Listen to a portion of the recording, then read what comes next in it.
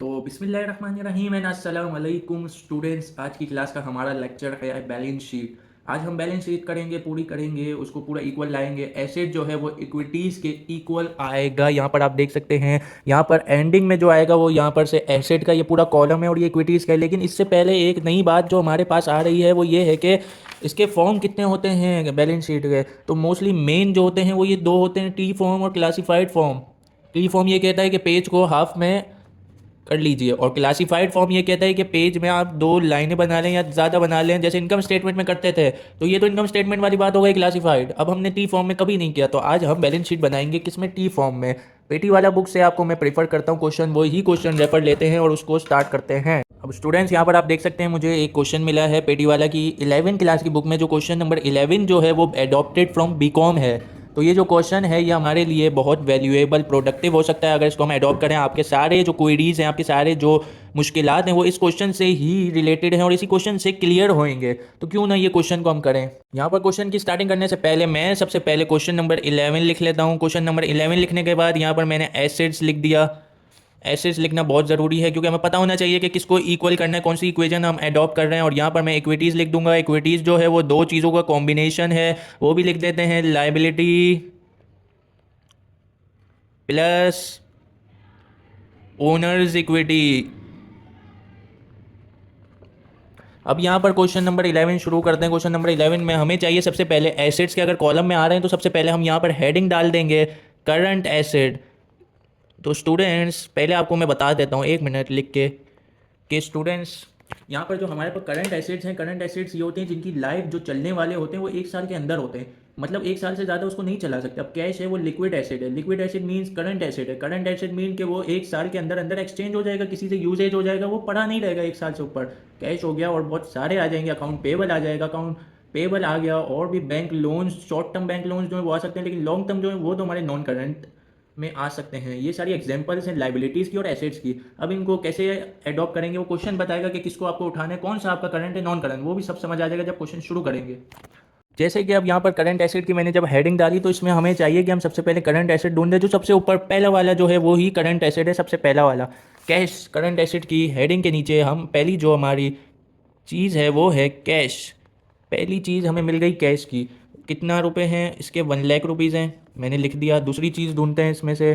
दूसरी चीज़ जो हमें मिल सकती है वो है हमारा, दूसरी चीज़ करंट एसेट में है हमारे पास, यहाँ से नीचे चलते चलते हैं, फर्नीचर। फर्नीचर जो है वो नॉन करंट है। ऑफिस इक्विपमेंट भी नॉन करंट है। परचेजेस आता ही नहीं इनकम स्टेटमेंट में आता है। एक्सपेंस भी इनकम में आता है, रेंट एक्सपेंस भी इनकम स्टेटमेंट में आता है। ऑफिस सप्लाईज हमारा नॉन करंट है। प्रीपेड इंश्योरेंस जो आ रहा है वो हमारा है करंट में, तो ये भी डाल देंगे हम। तो दूसरे पे मैं लिख दूंगा प्रीपेड इंश्योरेंस। प्रीपेड इंश्योरेंस मैंने लिख दिया। प्रीपेड इंश्योरेंस कितना है, 12,000 का। तीसरी आइटम पे आ जाते हैं। तीसरी आइटम हमें उसी के नीचे अगर जाएंगे अकाउंट रिसीवेबल मिल जाती है। अकाउंट रिसीवेबल को भी नोट डाउन कर लेते हैं, 2 लाख रुपीज़। उसके बाद हमें मिलेगा सेल्स रिटर्न, बिल्कुल भी नहीं आएगा। ड्राइंग आएगा लेकिन इक्विटीज़ में कॉन्ट्रा के तौर पे आएगा। अब हम आ जाते हैं या क्रेडिट में। देखिए हमारे पास है अलाउंस फॉर बैड डेब। अब अकाउंट रिसीवेबल मैंने जो लिखा है उसकी के नीचे अलाउंस फॉर बैड डेब आएगा, क्योंकि कुछ ऐसा पैसा है जो लोग नहीं दे रहे हैं। हमने मान लिया कि हाँ वो नहीं देंगे, हमें अपना पैसा रखा हुआ निकालना पड़ेगा उनका रिकवर करने के लिए, बैड डेब रिकवर करने के लिए, अकाउंट रिसीवेबल को मेनटेन रखने के लिए। तो 10,000 रुपये थे, 10,000 रुपये हमने लिख दिया, लेकिन ये हम ऐसे नहीं लिख सकते। अलाउंस फॉर बैड डेब हमेशा कॉन्ट्रा रहेगा क्योंकि क्रेडिट में है, और हमें आइटम एसेट जो है वो तो डेबिट का होता है, तो इसको लेस के तौर पे लिखेंगे। मतलब इन सब का जो टोटल आएगा वो एंड में जाके 10,000 से लेस हो जाएगा। तो ये हो गया हमारी सारी आइटम नॉन करंट की, करंट की आई थिंक। सो अब हम एडजस्टिंग एंट्री में से करंट की अगर कोई आइटम मिलती है तो वो उठा लेंगे। स्टूडेंट्स हम अगर एडजस्टिंग की एंट्रीज पे जा रहे हैं तो सबसे पहले ये वाली जो है एंट्री मर्चेंडाइज एंड इन्वेंट्री की, तो ये हमें क्लोजिंग इन्वेंट्री है ये हमारी, तो उसको नोट डाउन करना पड़ेगा। करंट एसेट में क्लोजिंग इन्वेंट्री के नाम से आप कर दें, मर्चेंडाइज से कर दें, बस कर दें 1 लाख रुपए। 6 पे आ जाते हैं, सैलरीज एक्सपेंस बिल्कुल भी नहीं आना, प्रीपेड रेंट आना है, तो ये लिख लेते हैं हम प्रीपेड रेंट। उसके बाद है हमारे पास प्रीपेड इंश्योरेंस जो डी में है, उसका हम तो प्रीपेड लिख चुके थे। अब अगर ये क्रेडिट में, चूंकि हमें चाहिए डेबिट वाला, अगर क्रेडिट में है तो उसको माइनस कर देंगे। मतलब 7,000 रुपये जो हैं वो प्रीपेड इंश्योरेंस के 12,000 में से माइनस होके ये हमारा हो जाएगा 5,000 रुपये। अब नीचे आते हैं ऑफिस सप्लाइज एक्सपेंस और ऑफिस सप्लाई ई वाला। तो ऑफिस सप्लाई एक्सपेंस तो नहीं लेंगे, ऑफिस सप्लाइज लेंगे लेकिन अभी नहीं लेंगे क्योंकि ये करंट नहीं है। Interest expense, interest payable, unearned depreciation expense, allowance, bad debts expense for allowance for bad debt. अब यहाँ पर देखें students, allowance for bad debt भी आ रहा है और हमने तो नोट डाउन कर लिया था।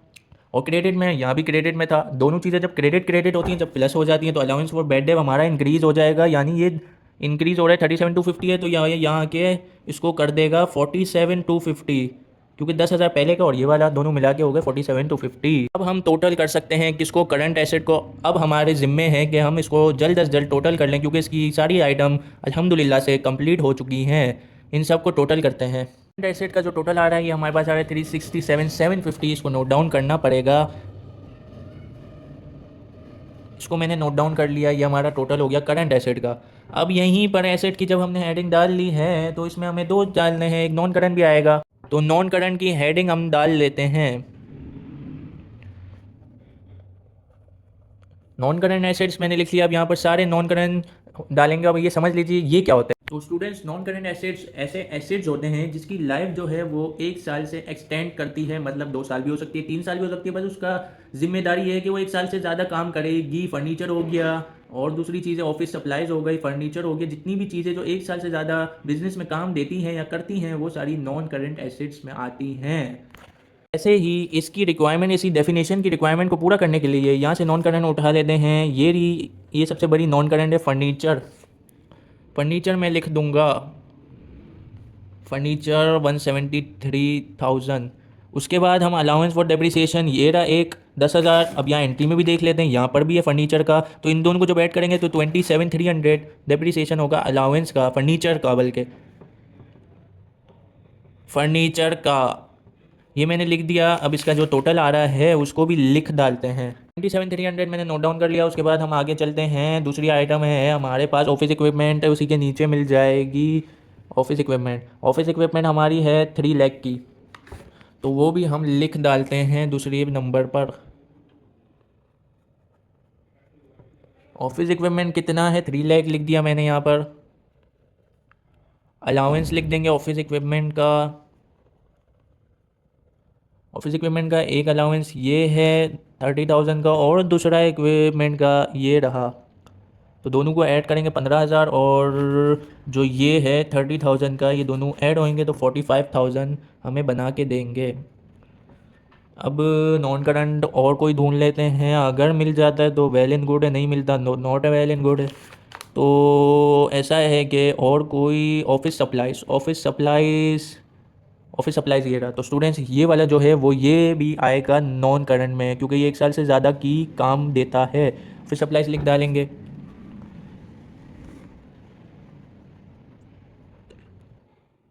5,000। ऑफिस सप्लाईज जब मैंने लिखा तो मुझे ये भी देखना पड़ेगा कि एडजस्टिंग में कोई है तो नहीं, वैल्यू है, बिल्कुल है, तो 2,000 करना पड़ेगा। 2,000 कर देते हैं। अब इसको हम टोटल कर लेते हैं। टोटल नॉन करंट एसेट्स, इन सबको टोटल कर का नॉन करंट का जो टोटल आ रहा है 547,300 आ रहा है, उसको लिखना पड़ेगा। लिख लेते हैं। अब हम टोटल एसेट की हेडिंग डाल लेते हैं, क्योंकि नॉन करंट करंट मिलके टोटल एसेट्स बनते हैं। अब जो आंसर आएगा वो इक्वल आएगा उस लेफ़्ट वाले, राइट वाले बल्कि कॉलम से। तो अगर देखा जाए 367,750 प्लस कर डालते हैं 367,750 प्लस 547,300, तो 915,050, 9,15,050 रुपया आंसर आया बैलेंस शीट के एसेट्स का। अब हम इक्विटीज़ पे आएंगे।